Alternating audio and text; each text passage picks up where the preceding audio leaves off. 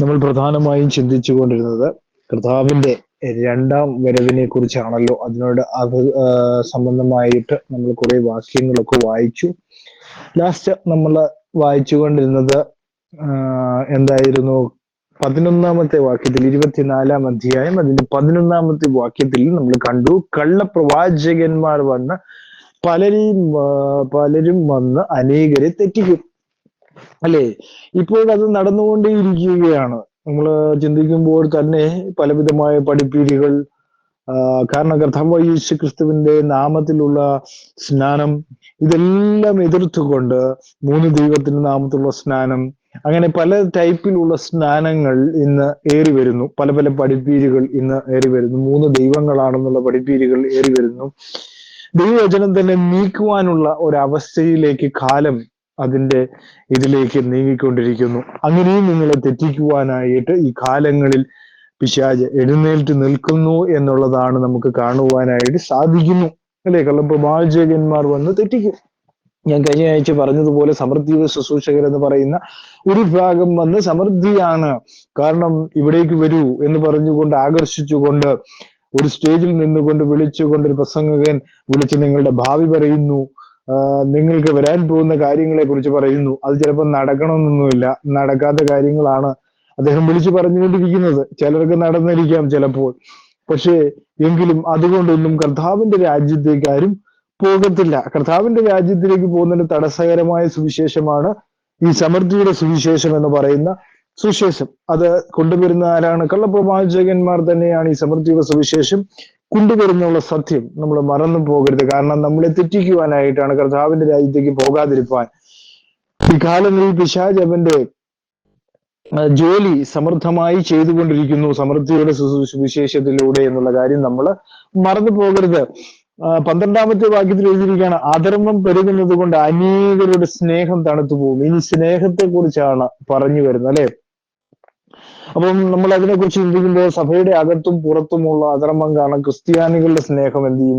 തണുത്തു പോകും. ദൈവത്തോടും മനുഷ്യരോടുമുള്ള സ്നേഹത്തിൽ തീക്ഷ്ണത കാണിക്കുന്ന ചുരുക്കം ചിലർ മാത്രം അവസാനം കാണത്തുള്ളൂ. അനേകരും എഫെസോസ് ലവോദിക്യ സഭകളുടെ രീതിയിലായി തീരുമെന്നുള്ളതാണ്, അല്ലെ? നമ്മുടെ വെളിപ്പാട് പുസ്തകം 2-ാം അധ്യായം അതിന്റെ 4-ാമത്തെ വാക്യം നമ്മൾ വായിക്കുമ്പോൾ, വെളിപ്പാട് പുസ്തകം 2-ാം അധ്യായം അതിന്റെ 4-ാമത്തെ വാക്യത്തിലേക്ക് വരുമ്പോൾ, വെളിപ്പാട് പുസ്തകം 2-ന്റെ 4-ാം വാക്യത്തിൽ എഴുതിയിരിക്കുകയാണ്, എങ്കിലും നിന്റെ ആദ്യ സ്നേഹം വിട്ടുകളഞ്ഞു എന്നൊരു കുറ്റം എനിക്ക് നിന്നെ കുറിച്ച് പറയുവാനുണ്ട്. അതിന്റെ 5-ാമത്തെ വാക്യത്തിൽ, അതുകൊണ്ട് നീ എവിടെ നിന്ന് വീണിരിക്കുന്നു എന്ന് ഓർത്ത് മാനസാന്തരപ്പെട്ട് ആദ്യത്തെ പ്രവൃത്തി ചെയ്യുക എന്ന് അവിടെ രേഖപ്പെടുത്തിയിരിക്കുന്നു. അപ്പോ ആദ്യ സ്നേഹം വിട്ടുപോയി എന്ന് അവിടെ രേഖപ്പെടുത്തിയിരിക്കുന്നു. അപ്പം പലരും സ്നേഹം ഇല്ലാതാകും. കർത്താവിനോടുള്ള സ്നേഹമാകട്ടെ, ദൈവത്തിന്റെ മക്കളോടുള്ള സ്നേഹമാകട്ടെ, കൂട്ടായ്മകളാകട്ടെ, എല്ലാം ഈ കാലങ്ങളിൽ എന്ത് ചെയ്യും? വിട്ടുപൊക്കൊണ്ടേയിരിക്കും. കാരണം എന്താണ്? അത് കർത്താവിൽ നിന്ന് അകന്നതിനുള്ള ഒരു കാരണമായിട്ടാണ് അവിടെ പറയുന്നത്. 3-15 നമ്മൾ വായിക്കുമ്പോൾ, വെളിപ്പാട് പുസ്തകം 3-15, 15-ാമത്തെ വാക്യത്തിൽ, ഞാൻ നിന്റെ പ്രവൃത്തി അറിയുന്നു, നീ ചൂടുള്ളവനല്ല തണുപ്പുള്ളവനുമല്ല, നീ തണുപ്പുള്ളവനോ ചൂടുള്ളവനോ ആയിരുന്നെങ്കിൽ കൊള്ളാമായിരുന്നു എന്ന് അവിടെ കാണുന്നു. അപ്പൊ ഏതിലെങ്കിലും ഒക്കെ ഉറച്ചു നിൽക്കുന്നവരുണ്ടല്ലേ? ചിലര് പറയും സമൃദ്ധിയുടെ സുവിശേഷമുണ്ട്, ചിലർ പറയും എന്താ പറയാ, കർത്താവിന്റെ രാജ്യത്തേക്ക് പോകാമെന്ന് പറഞ്ഞ് പഠിപ്പിക്കും. ഇങ്ങനെ പലതരത്തിലുള്ള ഉഷ്ണവാന്മാരും ശീലവാന്മാരുമുണ്ട്. അതുപോലെ തന്നെ 3 ദൈവം ഉണ്ടെന്ന് പറയുന്നവരുണ്ട്, അല്ലെ? തൃത്വമാണ് ദൈവമെന്നും ത്രിവേകമാണ് ദൈവം എന്ന് പറയുന്നവരുണ്ട്. ഏക ദൈവമേ ഉള്ളൂ എന്ന് ദൈവവചനം പഠിപ്പിക്കുമ്പോൾ ഇതിന്റെ രണ്ടിന് ഇടയ്ക്ക് നിൽക്കുന്ന ആൾക്കാരുമുണ്ട്, അല്ലെ? നമ്മുടെ ഇടയിൽ നമ്മൾ ചിന്തിക്കുകയാണെങ്കിൽ പല ആളുകളെയും നമ്മൾ ഉദാഹരണം എടുക്കാൻ ഒത്തിരി പേരുണ്ട്. ഇങ്ങനെ സ്റ്റേജ് കാണുമ്പോഴത്തേക്ക് അവർക്ക് ത്രിയേക ദൈവവുമാകും, അല്ലാത്തപ്പോൾ അവർക്ക് ഏക ദൈവമാണ്. അങ്ങനെയുള്ള ആൾക്കാരും നമ്മുടെ ഇടയിലുണ്ട്. അതാണ് പറയുന്നത്, ആദ്യ സ്നേഹം വിട്ടുപോയി എന്നുള്ള കാര്യം വളരെ വ്യക്തമാണ് അവിടെ നമുക്ക് മനസ്സിലാക്കുവാനായിട്ട് സാധിക്കുന്ന ഒരു കാര്യം. സ്നേഹം നഷ്ടമായ സകലം നഷ്ടമായി എന്നുള്ള കാര്യം നാം എപ്പോഴും ഓർക്കേണ്ട ഒരു കാര്യമാണത്. അപ്പൊ 1 കൊരിന്ത്യർ 13-ാം അധ്യായം നമ്മൾ വായിക്കുമ്പോൾ, 1 കൊരിന്ത്യർ 13-ാം അധ്യായം 1 മുതൽ 3 വരെയുള്ള വാക്യങ്ങൾ ഞാൻ നിങ്ങളുടെ അറിവിന് വേണ്ടി വായിക്കുകയാണ്. അവിടെ എഴുതിയിരിക്കുകയാണ്, ഞാൻ മനുഷ്യരുടെയും ദൂതന്മാരുടെ ഭാഷകളിൽ സംസാരിക്കുന്നുവെങ്കിലും എനിക്ക് സ്നേഹമില്ലെങ്കിൽ ഞാൻ മുഴങ്ങുന്ന ചെമ്പോ ചിലമ്പുന്ന കൈത്താളമോ അത്രേ. അവിടെ രേഖപ്പെടുത്തിയിരിക്കുകയാണ് 1-ാമത്തെ വാക്യത്തിൽ, ഞാൻ മനുഷ്യരുടെയും ദൂതന്മാരുടെ ഭാഷകളിൽ സംസാരിക്കുന്നുവെങ്കിലും. ഇന്നത്തെ പല ആളുകളും ഇങ്ങനെ തന്നെയാണല്ലേ. ഈ രോഗശാന്തിയൊക്കെ ചെയ്യുമെന്ന് പറഞ്ഞാലും അവർക്ക് അത്ര വലിയ രോഗശാന്തിയൊന്നും ആരും ചെയ്യുന്നില്ല. കാരണം എന്ന് വെച്ച് കഴിഞ്ഞാൽ ആർക്കും അത്രയ്ക്കുള്ള രോഗശാന്തിയിൽ വലിയ നിപുണന്മാരൊന്നുമല്ല. കാരണം അതിന് കഴിഞ്ഞ ദിവസങ്ങൾ നമ്മൾ കണ്ടു.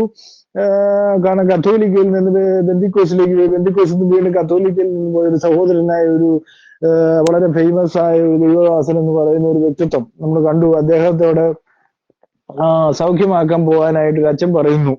അപ്പോൾ അദ്ദേഹം പറയുകയാണ്, അത് കത്തോലിക്ക സഭയുടെ പുസ്തകത്തിൽ എഴുതിയിട്ടുണ്ട്, അതിൽ എഴുതിയിരിക്കുന്നതുകൊണ്ട് ഞാൻ അതൊന്നും ചെയ്യാറില്ല എന്ന്. സത്യം പറഞ്ഞു കഴിഞ്ഞാൽ അപ്പൊ അദ്ദേഹം കൊടുത്ത സൗഖ്യങ്ങളൊന്നും സത്യമല്ല എന്നുള്ള കാര്യത്തേക്കാണ് അത് വിരൽ ചൂണ്ടുന്നത് എന്നുള്ളതാണ് പ്രധാനമായ സത്യം എന്ന് പറയുന്നത്. അപ്പോൾ നമ്മൾ മനസ്സിലാക്കേണ്ട കാര്യം, ഇങ്ങനെ പലതരത്തിലുള്ള സ്നേഹവും കാണിച്ച് സുവിശേഷവും ചെയ്ത് അങ്ങനെ എന്താണ് ദൂതന്മാരുടെ ഭാഷകളിൽ സംസാരിക്കുന്നു എന്ന് പറയുകയും ദൂത് പറയുകയും ചെയ്യുന്ന പല ആൾക്കാരെയും നമുക്കറിയാലേ. അവരൊക്കെ എന്ത് ചെയ്തുകൊണ്ടിരിക്കും? ഇപ്പൊ അവിടെയൊന്നുമല്ല, അവരുടെ ചിന്ത വേറെ എവിടെയോ ആണ്. കാരണം അവരൊക്കെയും എന്ത് ചെയ്തുകൊണ്ടിരിക്കുകയാണ്? വേറെ ഏതോ സുവിശേഷത്തിലേക്ക് മറിഞ്ഞു പോയിക്കൊണ്ടിരിക്കുന്ന ഒരു കാലഘട്ടമാണ്. അവരുടെ യഥാർത്ഥ മുഖങ്ങൾ പുറത്തേക്ക് വരുന്ന ഒരു കാലഘട്ടത്തിലാണ് നമ്മൾ ഇന്ന് ജീവിക്കുന്നത്. 2-ാമത്തെ വാക്യത്തിൽ എഴുതിയിരിക്കുകയാണ്, എനിക്ക് പ്രവചനപരം ഉണ്ടായിട്ട് സകല മർമ്മങ്ങളും സകല ജ്ഞാനവും ഗ്രഹിച്ചാലും മലകളെ നീക്കുവാൻ തക്ക വിശ്വാസം ഉണ്ടായാലും സ്നേഹമില്ലെങ്കിൽ ഞാൻ ഏതുമില്ല. വളരെ ശ്രദ്ധിക്കേണ്ട ഒരു കാര്യമാണ്. ഇന്നത്തെ പല ദൈവദാസന്മാരുടെ ഒരു പ്രത്യേകതയാണ്, എനിക്ക് പ്രവചനപരമുണ്ട്, അതുകൊണ്ട് ഞാൻ കർത്താവിന്റെ അടുത്ത് നിൽക്കുന്ന ആളാണ് എന്നൊരു ചിന്ത പലർക്കും ഉണ്ട്, അല്ലേ? അതാണ് അവിടെ പറഞ്ഞിരിക്കുന്നത്. എനിക്ക് പ്രവചനപരം ഉണ്ടായിട്ട് സകല മർമ്മങ്ങളും സകല ജ്ഞാനവും ഗ്രഹിച്ചാലും മലകളെ നീക്കുവാൻ തക്ക വിശ്വാസം ഉണ്ടായാലും സ്നേഹമില്ലെങ്കിൽ ഞാൻ ഏതുമില്ല. അപ്പൊ ആദ്യം വേണ്ട സ്നേഹമാണ്, കർത്താവിന്റെ സ്നേഹം. കാരണം പ്രകടപ്പെടുത്തുന്നവനാണ് യഥാർത്ഥ സുവിശേഷകൻ അല്ലെങ്കിൽ യഥാർത്ഥ ദൈവദാസൻ എന്നുള്ള കാര്യമാണ് പൗലോസ് അപ്പോസ്തലൻ അവിടെ രേഖപ്പെടുത്തിയിരിക്കുന്നത്. 3-ാമത്തെ വാക്യത്തിൽ, എനിക്കുള്ളതെല്ലാം ദരിദ്രരെ പോറ്റുവാൻ ദാനം ചെയ്താലും എന്റെ ശരീരം ചൊടുവാൻ ഏൽപ്പിച്ചാലും സ്നേഹമില്ലെങ്കിൽ എനിക്കൊരു പ്രയോജനവുമില്ല. അപ്പൊ ഇന്നത്തെ കാലത്ത് എന്ന് പറയുന്നത് 10 ആളുകളെ കാണിക്കാൻ വേണ്ടി എന്തെങ്കിലുമൊക്കെ ചെയ്യും. കാരണം എന്ന് പറഞ്ഞു കഴിഞ്ഞാൽ അത് ബൈബിളിൽ പറഞ്ഞിട്ടുണ്ടല്ലോ ഇങ്ങനെ ദാനം ചെയ്യണമെന്ന് പറഞ്ഞു. പക്ഷെ ആ ദാനത്തിനും വലിയ കാര്യം പൗലോസ് അപ്പോസ്തലൻ ഇവിടെ കൊടുക്കുന്നില്ല. പറയുന്നത് എന്താണ്? എന്റെ ശരീരം ചുടാൻ ഏൽപ്പിച്ചെന്ന് പറഞ്ഞാൽ സ്നേഹമില്ലെങ്കിൽ പിന്നെ യാതൊരു പ്രയോജനവുമില്ല. കാരണം എന്താണ്? ഇതിപ്പോ ദരിദ്രരെ പോറ്റുവാനെന്ന് പറഞ്ഞു കഴിഞ്ഞാൽ ആളുകളെ കാണിക്കാൻ വേണ്ടി ഇത് ചെയ്യാം. അതുപോലെ തന്നെ ശരീരം ചുടുവാൻ ഏൽപ്പിക്കുന്നത് ആളുകളെ കാണിക്കാൻ വേണ്ടി ചെയ്യാം, അല്ലെ? ഞാൻ ദൈവത്തിന് വേണ്ടി ചെയ്തതാണെന്ന് പറഞ്ഞ് മേന്മ പറയാം. അതൊക്കെ ആയിരിക്കാം അപ്പോസ്തലനായ പൗലോസ് അവിടെ അങ്ങനെ രേഖപ്പെടുത്തിയിരിക്കുന്നത്, അല്ലെ? സ്നേഹം ഇല്ലെങ്കിൽ പിന്നെ ഒരു പ്രയോജനവുമില്ല. അതാണ് പലരുടെയും സ്നേഹം. എന്തെയും പല കളപ്രവാചകന്മാരും വന്ന് തെറ്റിക്കുമെന്ന് പറയുന്നത് പലരുടെ സ്നേഹം, അല്ലെ? അനേകരെ തെറ്റിക്കും. അതുപോലെ തന്നെ അധർമ്മം പെരുകുന്നതുകൊണ്ട് അനേകരുടെ സ്നേഹം തണുത്തു പോകും എന്നാണ് നമ്മൾ 24:12 നമ്മൾ വായിച്ചത്. ഇനി 13 നമ്മൾ വായിക്കുകയാണ്, എന്നാൽ അവസാനത്തോളം സഹിച്ചു നിൽക്കുന്നവൻ രക്ഷിക്കപ്പെടും. അത് ശ്രദ്ധിക്കേണ്ട ഒരു കാര്യമാണ്. അവസാനത്തോളം സഹിച്ചു നിൽക്കുന്നവൻ, എന്താണ് അവിടെ പറഞ്ഞിരിക്കുന്ന ഒരു കാര്യം? അവസാനത്തോളം സഹിച്ചു നിൽക്കണം.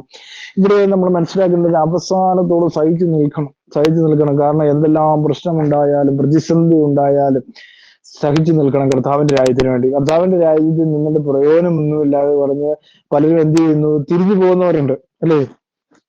പല ആളുകളെയും നമ്മൾ കണ്ടിട്ടുണ്ട്, തിരിഞ്ഞു പോകും. കാരണം ഇവിടെ നിന്നിട്ട് വലിയ പ്രയോജനമൊന്നുമില്ല. കാരണം സാമ്പത്തിക നന്മയ്ക്ക് വന്നവരായിരിക്കും കൂടുതലും. അപ്പൊ സാമ്പത്തിക നന്മ കിട്ടാതാവുമ്പോഴത്തേക്കും അവരെന്ത് ചെയ്യും? തിരിച്ചു പോകും. അങ്ങനെ കർത്താവിന്റെ രാജ്യത്തേക്ക് കഷ്ടവും പ്രയാസവും ഉള്ളൂ. ആ പ്രയാസം കാണുമ്പോൾ തിരിച്ചു പോയേക്കാം എന്നുള്ള കാര്യമാണ്. പക്ഷെ എന്നേക്കുമായുള്ള നിത്യതയിലേക്കുള്ള സന്തോഷം കാണുമ്പോൾ നമ്മൾ എന്ത് ചെയ്യണം? ഇതിനെ ഇപ്പോഴുള്ള കഷ്ടങ്ങൾ സാരമില്ല എന്ന് മനസ്സിലാക്കിക്കൊണ്ട് ആ കഷ്ടത്തിലൂടെ കിടന്ന കർത്താവിന്റെ രാജ്യത്തേക്ക് പ്രവേശിച്ചു കഴിഞ്ഞാൽ എന്നേക്ക് യുഗാകാലം വസിക്കുന്ന ആ ഒരു സന്തോഷത്തിലേക്ക് കയറുവാൻ നിങ്ങൾക്ക് സാധിക്കുമെന്നുള്ളതാണ്. അതാണ് ഇപ്പോൾ നിങ്ങൾ ക്ഷമിച്ചു നിന്ന് കഴിഞ്ഞാൽ ആ ഒരു സാഹചര്യത്തിലേക്ക് നിങ്ങൾക്ക് കർത്താവ് നിങ്ങളെ കൊണ്ടുപോകും എന്നുള്ള കാര്യം വളരെ വ്യക്തമാണ്. അപ്പോൾ അത് സ്വയം നമ്മൾ അപ്പം നമ്മൾ മനസ്സിലാക്കണം, സഹിക്കുന്നതിന്റെ പ്രതിഫലമല്ല രക്ഷ. അതെന്താണ്? സ്വയം സമ്പാദിക്കാൻ കഴിയുന്നതുമല്ല. സഹിക്കുന്നവർക്ക് ഇത് ലഭിക്കുന്നതിന്റെ കാരണം എന്താ? അവരിൽ ദൈവിക രക്ഷ പ്രവർത്തിച്ചു കൊണ്ടിരിക്കുന്നു എന്നതാണ്. ക്രിസ്തുവിൽ പുതിയ സൃഷ്ടി ആകപ്പെട്ടിരിക്കുന്നവരോടുള്ള ബന്ധത്തിലും ഇതെന്താണ്? അപ്രകാരം തന്നെയാണ്. 2 കൊരിന്ത്യർ 5:17 നമ്മൾ വായിക്കുമ്പോൾ, 2 കൊരിന്ത്യർ 5:17 നമ്മൾ വായിക്കുന്നു. 2 കൊരിന്ത്യർ 5:17 17 വാക്യത്തിൽ എഴുതിയിരിക്കുകയാണ്, അതുകൊണ്ട് ഒരുവൻ ക്രിസ്തുവിലായാൽ അവൻ പുതിയ സൃഷ്ടിയാകുന്നു, പഴയത് നീങ്ങിപ്പോയി, ഇതെല്ലാം പുതിയതായി തീർന്നിരിക്കുന്നു. അപ്പൊ എന്താണ്? അതുകൊണ്ട് കർത്താവായ യേശു ക്രിസ്തുവിലേക്ക് വരുന്നവൻ എന്താണ്? പുതിയ സൃഷ്ടിയാണ്. കഴിഞ്ഞ ദിവസം ഒരു വ്യക്തിയോട് സംസാരിച്ചുകൊണ്ടിരുന്നപ്പോൾ അദ്ദേഹം പറയുന്നു, കർത്താവായ യേശു ക്രിസ്തുവിലേക്ക് വരുവാനല്ല, കർത്താവായ യേശു ക്രിസ്തുവിലേക്ക് വരിക എന്ന് പറയുമ്പോൾ പുതിയ സൃഷ്ടി. അതായത് പല ആളുകളും ചിന്തിക്കുന്നത് എന്താണ്? കർത്താവായ യേശു ക്രിസ്തുവിലേക്ക് വന്നു കഴിഞ്ഞാൽ പുതിയ സൃഷ്ടി അവർക്ക് ആവശ്യമില്ല. കാരണം പഴയ സൃഷ്ടിയിൽ അവര് നിന്നാ മതി. പല സഹോദരങ്ങളോട് ചോദിക്കുമ്പോൾ അവർ പറയുന്നത്, പഴയത് നിന്നാ മതി, ഞങ്ങൾ എവിടെ നിൽക്കുന്നു അവിടെ നിന്നാ മതി, പക്ഷെ പുതിയ സൃഷ്ടിയൊന്നും ഞങ്ങൾക്ക് ആകേണ്ട കാര്യമില്ല. അതുകൊണ്ടാണ് ഒരുവൻ ക്രിസ്തുവിലായാൽ, അപ്പൊ ക്രിസ്തുവിലാകണം. എങ്ങനെയാണ്? അപ്പോസ്തലനായ പത്രോസ് പഠിപ്പിച്ചത് എങ്ങനെയാണ്? കർത്താവായ യേശു ക്രിസ്തുവിന്റെ നാമത്തിലുള്ള സ്നാനത്തിലൂടെ കർത്താവായ യേശു ക്രിസ്തുവിനെ രക്ഷിതാവും കർത്താവുമായി സ്വീകരിച്ചു കഴിയുമ്പോൾ നിങ്ങൾ എന്താണ്? പുതിയ സൃഷ്ടിയായി മാറുകയാണ്. പഴയത് നീങ്ങിപ്പോയി, ഇതെല്ലാം എന്തായി തീർന്നിരിക്കുന്നു? പുതിയതായി തീർന്നിരിക്കുന്നു എന്നാണ് അവിടെ പറഞ്ഞിരിക്കുന്നത്. അപ്പൊ നിങ്ങൾ പഴയ മനുഷ്യനാണ്. നിങ്ങളിൽ ഒരു പഴയ മനുഷ്യൻ, അല്ലെ, പാപം നിറഞ്ഞിരിക്കുന്ന ഒരു മനുഷ്യനുണ്ട്. ആ മനുഷ്യരിൽ നിന്ന് നമ്മൾ പുറത്തേക്ക് വരണമെന്ന് ദൈവവചനം വളരെ വ്യക്തമായിട്ട് നമ്മളോട് സംസാരിച്ചു കൊണ്ടിരിക്കുന്ന ഒരു കാഴ്ചയാണ് നമുക്കിവിടെ കാണാൻ കഴിയുന്നത്. അപ്പൊ എന്താണ്? അവസാനത്തോട് നമ്മൾ എന്താണ്? വിശ്വാസം മുറുകെ പിടിച്ചു കൊള്ളുവാൻ ദൈവം എന്ത് ചെയ്യും? അങ്ങനെയുള്ളവരെ സഹായിക്കും. കർത്താവ് യേശു ക്രിസ്തുവിന്റെ നാമത്തിൽ പുതിയ സൃഷ്ടികളായവരോടാണ് ഇത് പറയുന്നത്. എന്താണ്? അവസാനത്തോളം വിശ്വാസം മുറുകെ പിടിച്ചു നിൽക്കണം. ദൈവം അവരെ എന്ത് ചെയ്യും? സഹായിക്കും. യോഹന്നാന്റെ സുവിശേഷം 10:28 നമ്മൾ വായിക്കുമ്പോ, യോഹന്നാൻ 10:28 നമ്മൾ കാണുന്നു, 28 വാക്യത്തിൽ എഴുതിയിരിക്കുകയാണ്, ഞാൻ അവയ്ക്ക് നിത്യജീവൻ കൊടുക്കുന്നു, അവ ഒരു നാളും നശിച്ചു പോവുകയില്ല, ആരും അവയെ എന്റെ കയ്യിൽ നിന്ന് പിടിച്ചു പറിക്കുകയുമില്ല. എന്നെ കേൾക്കുന്ന എത്രയോ ആൾക്കാർ കർത്താവിന്റെ രാജ്യത്തേക്ക് വന്ന് നിത്യജീവൻ പ്രാപിച്ചിട്ടുണ്ട്. നിത്യജീവനായിട്ടുള്ള കർത്താവിന്റെ പാപമോചന സ്നാനം സ്വീകരിച്ചുകൊണ്ട് കർത്താവായ യേശു ക്രിസ്തുവിന്റെ രാജ്യത്തേക്ക് എത്ര പേർ വന്നിട്ടുണ്ട്. അതാണ് ഇന്ന് കർത്താവായ യേശു ക്രിസ്തു ആഗ്രഹിക്കുന്നത്. അങ്ങനെയുള്ളവരെ എന്ത് ചെയ്യത്തില്ല? ഒരു നാളും നശിച്ചു പോകത്തില്ല. കർത്താവിന്റെ വാഗ്ദത്തമാണ് പറഞ്ഞിരിക്കുന്ന. കർത്താവ് പറഞ്ഞിട്ടുണ്ടെങ്കിൽ അതിന് യാതൊരു മാറ്റമില്ല. എന്റെ കയ്യിൽ നിന്ന് ആരും അവരെ എന്ത് ചെയ്യത്തില്ല? പിടിച്ചു പറിക്കത്തില്ലെന്നാണ് അവിടെ രേഖപ്പെടുത്തിയിരിക്കുന്നത്. യോഹന്നാൻ 17:11 നമ്മൾ വായിക്കുന്നു. 17 അധ്യായം അതിന്റെ 11 വാക്യത്തിൽ രേഖപ്പെടുത്തിയിരിക്കുകയാണ്, ഇനി ഞാൻ ലോകത്തിൽ ഇരിക്കുന്നില്ല, ഇവരെ ലോകത്തിൽ ഇരിക്കുന്നു. ഞാൻ നിന്റെ അടുക്കൽ വരുന്ന പരിശുദ്ധ പിതാവേ, അവർ നമ്മെ പോലെ ഒന്നാകേണ്ടത് നീ എനിക്ക് തന്നിരിക്കുന്ന നിന്റെ നാമത്തിൽ അവരെ കാത്തുകൊള്ളണമേ. ഇനി ഞാൻ എന്ത് ചെയ്യത്തില്ല? അവിടെ എഴുതിയിരിക്കുകയാണ്, ഇനി ഞാൻ ലോകത്തിൽ ഇരിക്കുന്നില്ല, ഇവരെ ലോകത്തിൽ ഇരിക്കുന്നു. ഞാൻ നിന്റെ അടുക്കൽ വരുന്നു. പരിശുദ്ധ പിതാവേ, അവർ നമ്മെ പോലെ ഒന്നാകേണ്ടത് നീ എനിക്ക് തന്നിരിക്കുന്ന നിന്റെ നാമത്തിൽ അവരെ കാത്തുകൊള്ളണമേ.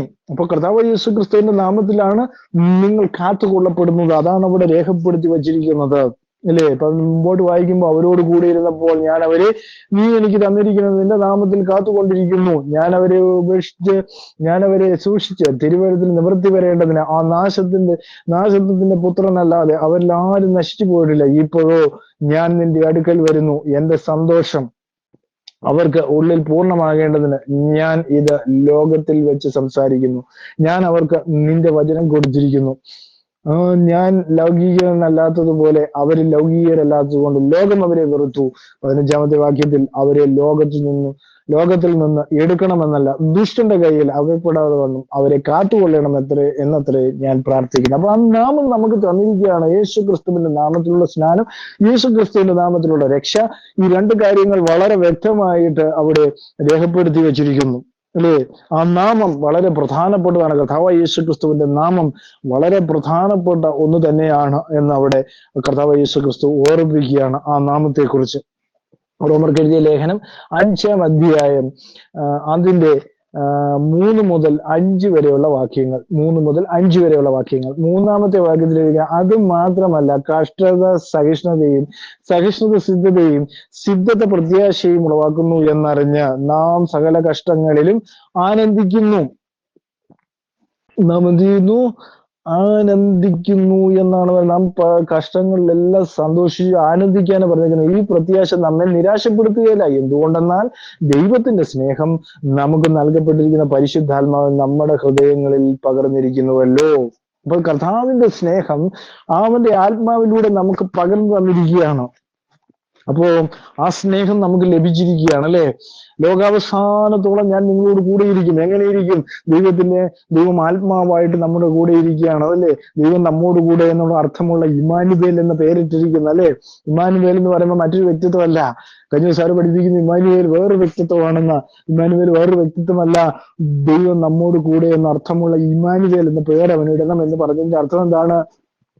ദൈവത്തിന്റെ ജഡത്തിലുള്ള വെളിപ്പാടായ ക്രിസ്തു, ആ ക്രിസ്തു ആത്മാവായി നമ്മുടെ ഇടയിൽ വസിക്കുന്നു എന്നുള്ളതാണ് വളരെ വ്യക്തമായി അവിടെ രേഖപ്പെടുത്തിയിരിക്കുന്നു, നമുക്ക് കാണുവാനായിട്ട് സാധിക്കുന്നു. റോമർക്ക് എഴുതിയ ലേഖനം 9-5 വാക്യത്തിൽ 5:9 ഞാൻ വായിക്കുകയാണ്. 9 വാക്യത്തിൽ രേഖപ്പെടുത്തുന്ന അവന്റെ രക്തത്താൽ നീതീകരിക്കപ്പെട്ട ശേഷമോ നാം അവനാൽ എത്രയധികമായി ദൈവകോപത്തിൽ നിന്ന് രക്ഷപ്പെടും. അപ്പോ അവന്റെ രക്തത്താൽ നമ്മൾ കഴുകി ശുദ്ധീകരിക്കപ്പെട്ടവരാണെങ്കിൽ അവന്റെ കോപത്തിൽ നിന്ന് നിങ്ങൾ രക്ഷപ്പെടും. അല്ലെങ്കിൽ കോപമുണ്ടാകും എന്നുള്ള കാര്യം വളരെ വ്യക്തമായിട്ട് എഴുതിയിരിക്കുകയാണ്. ഈ കോപം ഇല്ല എന്നല്ല ഇതിന്റെ അർത്ഥം അല്ലേ. കോപമില്ല എന്നല്ല അർത്ഥം. കുറെ ആൾക്കാർ പഠിപ്പിക്കുന്നത് കേട്ടു, യഹോവ ക്രൂരനായ ദൈവമാണ്. യഹോവയ്ക്ക് കോപവും വരും, ക്രോധവും വരും, സന്തോഷവും വരും, സ്നേഹവും വരും. എല്ലാം ദൈവത്തിൽ നിന്ന് പുറപ്പെടും. അത് അറിയത്തില്ലാതെ ജനങ്ങളെ പറ്റിക്കുന്ന മറ്റൊരു സുവിശേഷം ഇവിടെ നടക്കുന്നു എന്നുള്ളതാണ് അല്ലേ. അപ്പൊ ആ സുവിശേഷവും വളരെ തെറ്റായ ഒരു സുവിശേഷമാണ്.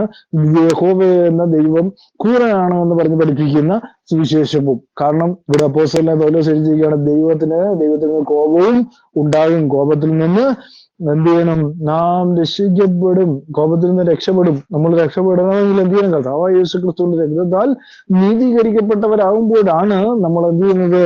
ആ കോപത്തിൽ നിന്നും രക്ഷപ്പെടുകയുള്ളൂ. അതിനാണ് ഈ നാമം നമുക്ക് നൽകിയിരിക്കുന്നത്. ആ നാമത്തെ ഉയർത്തി പിടിക്കുവാൻ നമുക്ക് സാധിച്ചാൽ അത് നമ്മുടെ ജീവിതത്തിൽ ഏറ്റവും വലിയൊരു ഭാഗ്യമാണ്. 10 വാക്യത്തിൽ എഴുതിയിരിക്കുകയാണ്, റോമർ 5:10 എഴുതിയിരിക്കുകയാണ്, നാം ശത്രുക്കളായിരുന്നപ്പോൾ തന്നെ നമുക്ക് അവന്റെ പുത്രന്റെ മരണത്താൽ ദൈവത്തോട് നിരപ്പ് വന്നെങ്കിൽ നിരന്ന ശേഷമോ നാം അവന്റെ ജീവനാൽ എത്രയധികം രക്ഷിക്കപ്പെടും എന്ന് അവിടെ രേഖപ്പെടുത്തിയിരിക്കുന്നു അല്ലെ. 10 വാക്യം, നാം ശത്രുക്കളായിരുന്നപ്പോൾ. അപ്പൊ നാം ശത്രുക്കളാണ്. കാരണം എന്ന് വെച്ചാൽ നമ്മൾ കർത്താവായ യേശു ക്രിസ്തുവിന്റെ നാമം സ്വീകരിക്കാതെ അവന്റെ നാമത്തിൽ സ്നാനപ്പെടാതെ പാപമോചനത്തിലുള്ള സ്നാനം സ്വീകരിക്കാതെ നമ്മൾ അതുവരെ എന്താണ്? ദൈവത്തിന്റെ ശത്രുക്കളാണ് അല്ലേ. ദൈവത്തിന്റെ ശത്രുവാണ്. കർത്താവ് പറഞ്ഞ സ്നാനം സ്വീകരിക്കാതെ കർത്താവിനെ അനുസരിക്കാതെ ഇരിക്കുന്നിടത്തോളം കാലം നിങ്ങൾ എവിടെയാണ്? അവന്റെ ശത്രുക്കൾ തന്നെയാണ്. നാം ശത്രുക്കളായിരിക്കുമ്പോൾ തന്നെ നമ്മുടെ പുത്രന്റെ മരണത്തിൽ ദൈവത്തോട് നിരപ്പ് വന്നതിന് ശേഷം നാം അവന്റെ ജീവനാൽ എത്രയധികം രക്ഷിക്കപ്പെടും. കാരണം കർത്താവായ യേശു ക്രിസ്തുവിന്റെ സ്നാനം മൂലമേ നിങ്ങൾ രക്ഷപ്പെടുകയുള്ളൂ. ആ പാപമോചനം നിങ്ങൾക്ക് ലഭിക്കാതെ നിങ്ങൾ എന്ത് ചെയ്യത്തില്ല, എന്നും നിങ്ങൾ പാപത്തിന്റെ കീഴിൽ തന്നെയാണ്. പാപത്തിന്റെ കീഴിൽ നിന്ന് രക്ഷപ്പെടണമെങ്കിൽ കർത്താവായ യേശു ക്രിസ്തുവിനെ സ്വീകരിക്കണം, അവന്റെ നാമത്തിൽ സ്നാനപ്പെടണം, അവന്റെ നാമത്തിൽ ജീവിക്കണം. അവൻ നിങ്ങളെ സഹായിക്കും മുന്നോട്ട് പോകുവാനായിട്ട്. അപ്പം റോമർ 8-ാം അധ്യായം 29 മുതൽ 30 വരെയുള്ള വാക്യങ്ങൾ വായിക്കുമ്പോൾ അവിടെ എഴുതിയിരിക്കുകയാണ്, അവൻ മുന്നറിഞ്ഞവരെ തന്റെ പുത്രൻ അനേകം സഹോദരന്മാരിൽ ആദ്യജാതനാകേണ്ടതിന് അവന്റെ സ്വരൂപത്തോട് അനുരൂപമാകുവാൻ മുൻ നിയമിച്ചിരിക്കുന്നു. എന്തിലേക്കാണ് അവിടെ ശ്രദ്ധിക്കുന്നത്? അവൻ മുന്നറിഞ്ഞവരെ തന്റെ പുത്രൻ അനേകം സഹോദരന്മാരിൽ ആദ്യജാതനാകേണ്ടതിന് അവന്റെ സ്വരൂപത്തോട് അനുരൂപമാകുവാൻ മുൻ നിയമിച്ചിരിക്കുന്നു. അപ്പൊ നമ്മളെ എന്ത് ചെയ്തേക്കാണ്? അവന്റെ സ്വരൂപത്തോട് അനുരൂപമാകുവാനായിട്ട് മുൻ നിയമിച്ചവരാണ്. അപ്പോ 30 വാക്യത്തിൽ മുൻ നിയമിച്ചവരെ വിളിച്ചവരെ നീതീകരിച്ചവരെ എന്ത് ചെയ്യുന്നു? തേജസ്വീകരിച്ചിരിക്കുന്നു. അപ്പോ തേജസ്വീകരിക്കണം അല്ലെ. മുൻ നിയമിച്ചവരെ വിളിച്ചവരെ എന്ത് ചെയ്യുന്നു? നീതീകരിച്ചവരെ തേജസ്വീകരിക്കണം. അപ്പൊ ഈ പ്രോസസ് കഴിയാതെ ഒരിക്കലും നിങ്ങൾ എന്ത് ചെയ്യില്ല, കർത്താവിന്റെ രാജ്യത്തിന്റെ ഭാഗം പോലും നിങ്ങൾ ആകത്തില്ല. നിങ്ങൾ എവിടെ നിൽക്കുന്നു എന്ന് നിങ്ങളെ തന്നെ ശോധന ചെയ്യുക. ഈ കാലങ്ങളിൽ വളരെ വ്യക്തമായി ദൈവവചനം അത് സംസാരിക്കുന്നു. അവൻ മുന്നറിയുക എന്ന് പറഞ്ഞാൽ അവന്റെ നാമത്തിൽ സ്നാനപ്പെട്ട് കർത്താവായ യേശു ക്രിസ്തുവിന്റെ നാമത്തിൽ ചേർന്ന് അവനിൽ വിശ്വസിക്കുന്ന ദൈവമക്കൾക്ക് എന്താണ്? സഹോദരന്മാര് എന്ത് ചെയ്യണം? മുന്നറിഞ്ഞവരെ അവൻ എന്ത് ചെയ്തു? അവനോട് അനുരൂപമാവണം. കർത്താവ് യേശു ക്രിസ്തുവിനോട് അനുരൂപമാകണം. ആ അനുരൂപമാകണമെങ്കിൽ പാപമോചന സ്നാനം സ്വീകരിക്കണം. കർത്താവ് യേശു ക്രിസ്തുവിനെ സ്വീകരിക്കണം. സ്വീകരിക്കാതെ ഒരു രക്ഷയും ഇല്ല എന്നുള്ള കാര്യമാണ് അവിടെ ദൈവം മുന്നറിയിച്ചവരെ വിളിച്ചവരെ നീതീകരിച്ചവരെ തേജസ്വീകരിച്ചിരിക്കുന്നു. അപ്പൊ 3 കാര്യങ്ങൾ അവിടെ രേഖപ്പെടുത്തിയിരിക്കുന്നു. മുൻ നിയമിച്ചവരെ എന്ത് ചെയ്യുന്നു? അവൻ വിളിച്ചവൻ എന്ത് ചെയ്തു? നീതീകരിച്ചവരെ എന്ത് ചെയ്തു? തേജസ്വീകരിച്ചു. ഇതൊന്നുമില്ലാതെ ഒരിക്കലും ദൈവരാജ്യത്തിലേക്ക് പ്രവേശിക്കുവാൻ നിങ്ങൾക്ക് സാധ്യമാകത്തില്ല എന്ന് ദൈവവചനം വളരെ വ്യക്തമായിട്ട് പറയുന്നു. ഫിലിപ്പിയർ ലേഖനം 1-ാം അധ്യായം അതിന്റെ 6-ാം വാക്യത്തിലേക്ക് വരുമ്പോ, ഫിലിപ്പിയർ 1-ാം അധ്യായം അതിന്റെ 6-ാമത്തെ വാക്യം 6-ാമത്തെ വാക്യത്തിൽ എഴുതിയിരിക്കുകയാണ്, നിങ്ങളെ ഓർക്കുമ്പോഴൊക്കെയും എന്റെ ദൈവത്തിന് ഞാൻ സ്തോത്രം ചെയ്യുന്നു. അല്ലെ? പൗലോസ് ഫിലിപ്പിയെ ഓർക്കുമ്പോൾ ഫിലിപ്പിയിൽ ഏറ്റവും കൂടുതൽ കഷ്ടം അനുഭവിച്ച സഭയാണ്. ആ സഭയെ നോക്കുമ്പോൾ എന്ത് ചെയ്യാണ്? ഞാൻ ദൈവത്തിന് സ്തോത്രം ചെയ്യുന്നു. എത്രയധികം കഷ്ടങ്ങളിലൂടെ കടന്നു. കാരണം കഷ്ടങ്ങളും പ്രയാസങ്ങളിലൂടെ കടന്നു പോയ സഭയെന്നാണ് അല്ലെ? കഷ്ടങ്ങളെ കുറിച്ച് വിവരിക്കുമ്പോൾ ആ സഭയോട് പറയുന്നത്, കഷ്ടം സഹിക്കാനുള്ള വരം കൂടി ഞാൻ നിങ്ങൾക്ക് തന്നിരിക്കുന്നു എന്നുള്ള കാര്യം കൂടി ഫിലിപ്പിയ സഭയോട് പറയുന്ന കാര്യവും പൗലോസ് അപ്പോസ്തലൻ പറയുന്നത് നമുക്ക് ശ്രദ്ധിക്കുവാനായിട്ട് കഴിയുന്നു. അല്ലെ? അതാണ് അവസാനത്തോളം സഹിച്ചു നിൽക്കുന്നവൻ രക്ഷപ്പെടുമെന്ന് അവിടെ രേഖപ്പെടുത്തിയിരിക്കുന്നു. ഇനി അടുത്ത വാക്യത്തിൽ പറയുകയാണ്, മത്തായിയുടെ സുവിശേഷം 24:14 പറയുകയാണ്, രാജ്യത്തിന്റെ ഈ സുവിശേഷം സകല ജാതികൾക്കും സാക്ഷ്യമായി ഭൂലോകത്തൊക്കെയും പ്രസംഗിക്കപ്പെടും, അപ്പോൾ അവസാനം വരും. അല്ലെ? ഇപ്പോ ഈ സുവിശേഷത്തെ ഇപ്പൊ പറഞ്ഞുകൊണ്ടിരിക്കുന്ന മതം മാറ്റുവാനുള്ള സംഭവമാണ് എന്ന് പറഞ്ഞുകൊണ്ട് ആളുകൾ ഇപ്പോൾ ഇതിനെ പുച്ഛിക്കുന്നുണ്ട്. കാരണം കർത്താവിന്റെ വരവിൽ ഇവരിതെല്ലാം മനസ്സിലാക്കും. കളിയാക്കുന്നവരും പുച്ഛിക്കുന്നവരും ഒക്കെ കർത്താവിന്റെ വരവിൽ അത് മനസ്സിലാക്കും എന്നുള്ള കാര്യം നമുക്ക് ഉറപ്പാണ്. കാരണം വളരെ വ്യക്തമായി ദൈവരാജ്യത്തെ കുറിച്ചുള്ള ഇതാണ് പറയുന്നത്. ദൈവരാജ്യത്തെ കുറിച്ചുള്ള സദ്വർത്തമാനമാണ് കർത്താവ് യേശു ക്രിസ്തു ഇവിടെ പറയുന്നത്. അതായത് ദൈവിക ഭരണം മനുഷ്യരുടെ ഇടയിൽ സ്ഥാപിക്കുകയും ദൈവസന്നിധിയിൽ തങ്ങളെ തന്നെ സമർപ്പിച്ച് അവന്റെ രാജ്യത്തിൽ പ്രവേശിക്കാൻ ജനങ്ങളെ എന്ത് ചെയ്യാണ്? ഇതിലൂടെ നമുക്ക് ആഹ്വാനം തരികയാണ്. അപ്പോസ്തലന്മാർ ശുശ്രൂഷയിലുടനീളം ദൈവരാജ്യത്തെ കുറിച്ചുള്ള പ്രസംഗത്തിനും ഉപദേശത്തിനും വളരെ പ്രാധാന്യം കൽപ്പിക്കപ്പെട്ടിരുന്നു. അത് ശ്രദ്ധിക്കേണ്ട ഒരു കാര്യമാണ്. ഇതൊരു മതമാറ്റമല്ല, നിങ്ങളുടെ രക്ഷയ്ക്ക് വേണ്ടിയുള്ള കാര്യങ്ങളാണ്.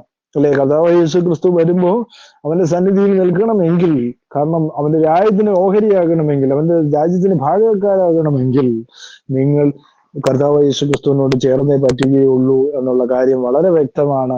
പ്രവൃത്തികൾ 8:12 നമ്മൾ വായിക്കുന്നു, എന്നാൽ ദൈവരാജ്യത്തെ യേശു ക്രിസ്തുവിന്റെ നാമത്തെയും കുറിച്ചുള്ള സുവിശേഷം അറിയിക്കുന്ന ഫിലിപ്പോസിനെ വിശ്വസിച്ചപ്പോൾ പുരുഷന്മാരും സ്ത്രീകളും സ്നാനമേറ്റു.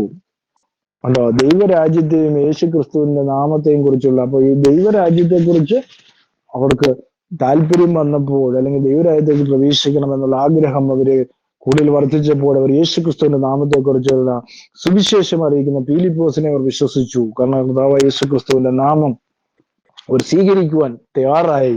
അത് അവരുടെ രക്ഷയ്ക്ക് കാരണമായി എന്ന് അപ്പോസ്തല പ്രവൃത്തികൾ വളരെ വ്യക്തമായിട്ട് പറയുന്നു. അപ്പോസ്തല പ്രവൃത്തികൾ 20:25 നമ്മൾ വായിക്കുന്നു. 25-ാമത്തെ വാക്യത്തിൽ പറഞ്ഞു, എന്നാൽ നിങ്ങളുടെ ഇടയിൽ ദൈവരാജ്യം പ്രസംഗിച്ചുകൊണ്ട് നടന്നവനായ എന്റെ മുഖം നിങ്ങൾ ആരും ഇനി കാണുകയില്ല എന്ന് ഞാൻ അറിയുന്നു.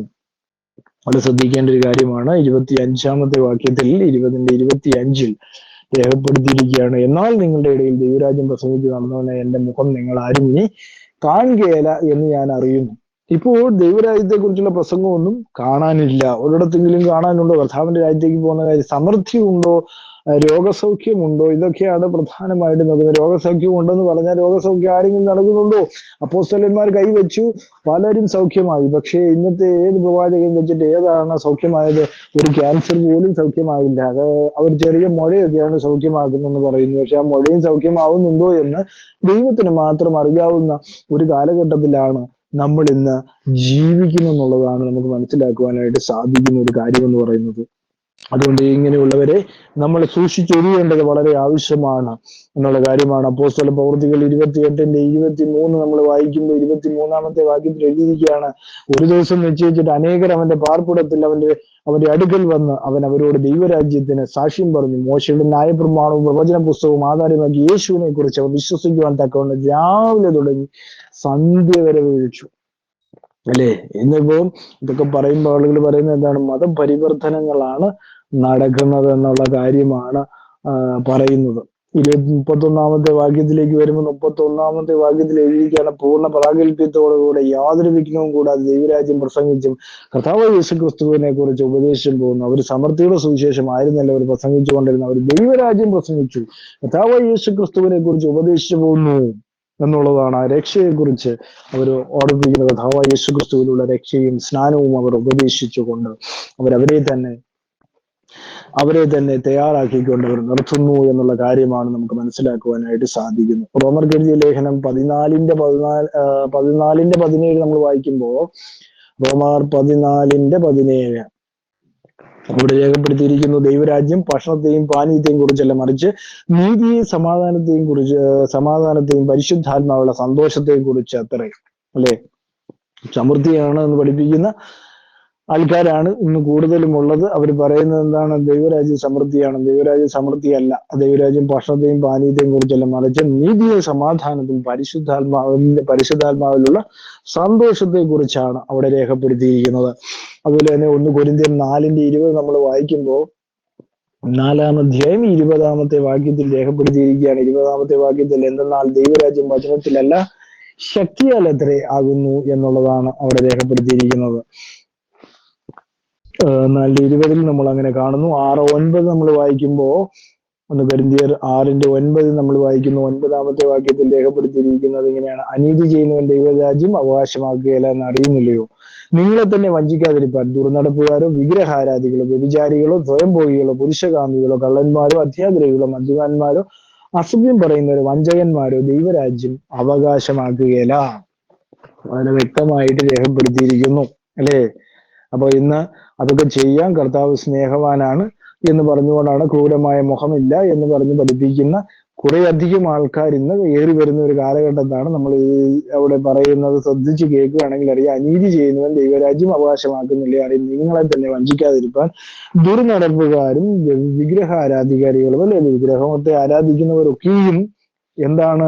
ദൈവരാജ്യത്തിന് പുറത്താണ് എന്നുള്ള കാര്യം അവിടെ രേഖപ്പെടുത്തിയിരിക്കുകയാണ്. ദൈവരാജ്യത്തെ അവകാശമാക്കത്തില്ല എന്നും 100% അവിടെ വ്യക്തമായി രേഖപ്പെടുത്തിയിരിക്കുന്നത് നമുക്ക് കാണാൻ കഴിയുന്നു. ഗലാത്യർ 5-ാം അധ്യായം 21-ാമത്തെ വാക്യത്തിൽ നമ്മൾ കാണുന്നു. ഗലാത്യർ 5:21 നമ്മൾ വായിക്കുന്നത് ഇങ്ങനെയാണ്. 21-ാമത്തെ വാക്യത്തിൽ, അസൂയ, ഹത്യ, മദ്യപാനം, വെറിക്കൂത്ത് മുതലായവ എന്ന വെളിവാകുന്നു. ഈ വക പ്രവർത്തിക്കുന്നവൻ ദൈവരാജ്യം അവകാശമാക്കുകയില്ല എന്ന് ഞാൻ മുമ്പേ പറഞ്ഞതുപോലെ ഇപ്പോഴും നിങ്ങളോട് മുൻകൂട്ടി പറയുന്നു. വളരെ വ്യക്തമായിട്ട് അവിടെ ഒരു കാര്യം നമുക്കെല്ലാം ഉള്ള ഒരു സംഗതിയാണ്.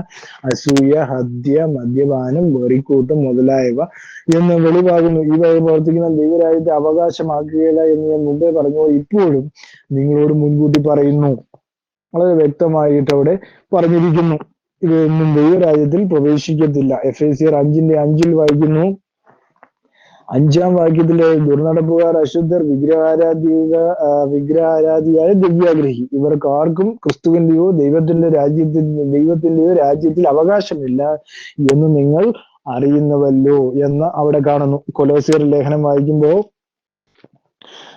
കൊലോസ്യർ ലേഖനം 1-ാം അധ്യായം 12 മുതൽ 13 വരെയുള്ള വാക്യങ്ങൾ നമ്മൾ വായിക്കുമ്പോൾ, 12 മുതൽ 13 വരെയുള്ള വാക്യങ്ങളിലേക്ക്, തനിക്ക് വേണ്ടി വേർതിരിക്കപ്പെട്ടവർക്ക് വെളിച്ചത്തിലുള്ള അവകാശത്തിനായി നമ്മെ പ്രാപ്തരാക്കുവാനും നമ്മെ ഇരുട്ടിന്റെ അധികാരത്തിൽ വിടുവിച്ച് തന്റെ സ്നേഹസ്വരൂപനായ പുത്രന്റെ രാജ്യത്തേക്ക് വെക്കുകയും ചെയ്ത പിതാവായ ദൈവത്തിന് സന്തോഷത്തോടെ സ്തോത്രം ചെയ്യുന്നവരാകണമെന്ന് അപേക്ഷിക്കുന്നു. അപ്പൊ നമ്മൾ എന്താണ്? സ്തോത്രം ചെയ്യുന്നവരായിരിക്കണം എന്നുള്ളതാണ് അവിടെ രേഖപ്പെടുന്നത്. എല്ലാവരും നമ്മൾ സ്തുതിയോടും സ്തോത്രത്തോടും കർത്താവിന്റെ സന്നിധിയിൽ നമ്മൾ ഇരിക്കണം എന്നുള്ള കാര്യം വളരെ വ്യക്തമായി അവിടെ രേഖപ്പെടുത്തുന്നത് നമുക്ക് കാണാൻ കഴിയുന്നു. അതുപോലെ തന്നെ കൊലോസ്യർ 4:11 നമ്മൾ വായിക്കുന്നു. 4-ാം അധ്യായം 11-ാമത്തെ വാക്യത്തിൽ രേഖപ്പെടുത്തിയിരിക്കുന്നത് ഇങ്ങനെയാണ്, ഇസ്നോസ് എന്ന് പറയുന്ന ഈ യേശുവും നിങ്ങളെ വന്ദനം ചെയ്യുന്നു. യഹൂദ വിശ്വാസികൾ ഇവർ മൂവരും മാത്രം ദൈവരാജ്യത്തിന് കൂട്ടുവേലക്കാരായിട്ട് എനിക്ക് ആശ്വാസമായി തീർന്നു എന്ന് അവിടെ വായിക്കുന്നു. 1 തെസ്സലോനിക്കർ 2:12 നമ്മൾ വായിക്കുന്നു. 1 തെസ്സലോനിക്കർ 2:12 നമ്മൾ വായിക്കുകയാണ്. 12-ാമത്തെ വാക്യത്തിൽ എഴുതിയിരിക്കുകയാണ്, ഞങ്ങൾ നിങ്ങളിൽ ഓരോരുത്തരെയും അപ്പൻ മക്കളെ എന്ന പോലെ പ്രബോധിപ്പിച്ചും ഉത്സാഹിച്ചും സാക്ഷ്യം പറഞ്ഞ് പോകുന്നു എന്ന് അവിടെ കാണുന്നു. 2 തെസ്സലോനിക്കർ 1:5 നമ്മൾ വായിക്കുന്നു. 2 തെസ്സലോനിക്കർ 1:5 വായിക്കുമ്പോൾ 1:5 നമ്മൾ വായിക്കുകയാണ്. 5-ാമത്തെ വാക്യത്തിൽ എഴുതിയിരിക്കുന്നു, അത് നിങ്ങൾ കഷ്ടപ്പെടുവാൻ കാരണമാകും, ദൈവരാജ്യത്തിൽ നിങ്ങളെ യോഗ്യന്മാരെ എണ്ണും എന്നിങ്ങനെ ദൈവത്തിന്റെ നീതിയുള്ള വിധിക്ക് വ്യക്തമായ അടയാളമാകുന്നു എന്ന് അവിടെ രേഖപ്പെടുത്തിയിരിക്കുന്നു. 2 തിമോത്തിയോസ് 4:1 നമ്മൾ കാണുന്നു. 2 തിമോത്തിയോസ് 4:1 നമ്മൾ വായിക്കുന്നത് ഇങ്ങനെയാണ്: ദൈവത്തെയും ജീവിക്കുന്നവർക്കും മരിച്ചവർക്കും ന്യായവിസ്താരം നടത്തുന്ന ക്രിസ്തയേശുവിനെയും സാക്ഷി നിർത്തി അവന്റെ പ്രത്യക്ഷതയും രാജ്യവും നിമിത്തം ഗൗരവം പൂർവ്വം ഞാൻ കൽപ്പിക്കുന്നത് വചനം പ്രസംഗിക്കുക. വീണ്ടും വചനം പ്രസംഗിക്കുക. മതമാറ്റമല്ല, ദൈവവചനം പ്രസ്താവിക്കുവാൻ ദൈവത്തിന്റെ അരുളപ്പാടാണ്. അത് ചെയ്യുവാനായിട്ട് ദൈവം ആഗ്രഹിക്കുന്നു എന്നുള്ളതാണ് അവിടെ രേഖപ്പെടുത്തിയിരിക്കുന്നത്. അല്ലെ, യാക്കോബ് 2:5 വായിക്കുന്നു. 2-ാം അധ്യായം അതിന്റെ 5-ാമത്തെ വാക്യത്തിൽ രേഖപ്പെടുത്തിയിരിക്കുകയാണ്. 5-ാമത്തെ: എന്റെ പ്രിയ സഹോദരന്മാരെ കേൾക്കുകയും ദൈവലോകത്തിൽ ദരിദ്രരായവരെ വിശ്വാസ സമ്പന്നരും തന്നെ സ്നേഹിക്കുന്നവർക്ക് വാഗ്ദത്തം ചെയ്ത രാജ്യത്തിന്റെ അവകാശികളുമാക്കേണ്ടതിന് തെരഞ്ഞെടുത്തിരിക്കുകയോ തെരഞ്ഞെടുത്തില്ലയോ? നിങ്ങളോ ദരിദ്രനെ അവമാനിച്ചു ധനവാന്മാരല്ലയോ നിങ്ങളെ പീഡിപ്പിക്കുന്ന അവരല്ലയോ നിങ്ങളെ കോടതികളിലേക്ക് വലിച്ചു കൊണ്ടുപോകുന്നത്? നിങ്ങളുടെ മേൽ വിളിക്കപ്പെട്ടിരിക്കുന്ന നല്ല നാമത്തെ അവരല്ലയോ ദുഷിക്കുന്നത്? എന്നാൽ അയൽക്കാരനെ നിന്നെ പോലെ സ്നേഹിക്കണമെന്ന് തിരുവെഴുത്ത് പോലെയുള്ള രാജകീയ ന്യായപ്രമാണം നിങ്ങൾ നിവർത്തിക്കുന്നു എങ്കിൽ നിങ്ങൾ നന്നായി ചെയ്യുന്നു എന്ന് അവിടെ നമുക്ക് കാണുവാനായിട്ട് സാധിക്കുന്നു. 2 പത്രോസ് 1:11 നമ്മൾ വായിക്കുന്നു. 1:11 നമ്മൾ വായിക്കുന്നത് ഇങ്ങനെയാണ്. 11-ാമത്തെ വാക്യത്തിൽ രേഖപ്പെടുത്തി, ഇങ്ങനെ ചെയ്താൽ നിങ്ങൾ ഒരു നാളും ഇടറിപ്പോകത്തില്ല. അങ്ങനെ നമ്മുടെ കർത്താവും രക്ഷിതാവുമായ യേശു ക്രിസ്തുവിന്റെ നിത്യരാജ്യത്തേക്കുള്ള പ്രവേശനം ധാരാളമായി പ്രാപിക്കും.